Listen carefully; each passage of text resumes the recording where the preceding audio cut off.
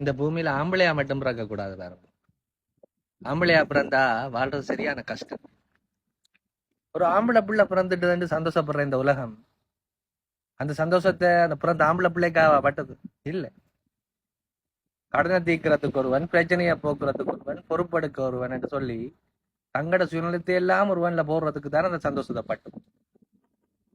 ஒரு ஆணா அப்புறம் கேட்க எனக்கு பள்ளிக்கூடம் போய்க்க கல்வி சுமை, வளர்ந்தா பிறகு கடமை சுமை, கல்யாணத்துக்கு பிறகு குடும்ப சுமை என்று சொல்லி தன் வாழ்நாள் முழுவதையும் ஒரு ஆண் ஒரு சுமதாங்கியா தான் கடக்கிறான்.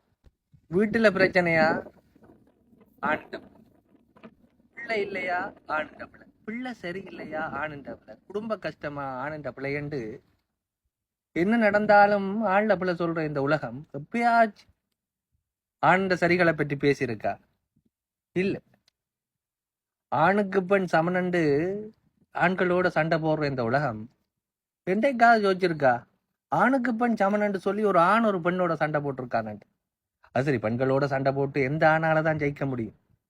பெத்த தாயா இருந்தாலும் சரி, கூட பிறந்த தங்கச்சியா இருந்தாலும் சரி, கட்டின மனுஷியா இருந்தாலும் சரி, காதலியா இருந்தாலும் சரி, ஒரு பெண்ணோட சண்டை போட்டு ஒரு ஆணால ஜெயிக்கவும் முடியாது. ஜெயிச்சதா வரலாறும் கிடையாது. சிங்கத்துல பாருங்கோ ஆண் பிறப்பு கொடுத்து வச்சது, மயில பாருங்கோ ஆண் பிறப்பு கொடுத்து வச்சது. இந்த மனிதர்கள்ல பாருங்கோ ஆண் பிறப்பு ஒரு பாவப்பட்ட பிறப்பு. அது பிறந்த நாள்ல இருந்து கடைசி நிமிடம் வரைக்கும் சுமதாங்கியா வாழ்ந்து எந்த வழிகளையும் வெளியில சொல்லாம கவலைகளோடையே இந்த வாழ்க்கையை முடிச்சது. ஆண்கள் என்ற பிறப்பே கவலைக்கிடமான பிறப்பு. சிந்தித்து செயலாற்றுங்கள்.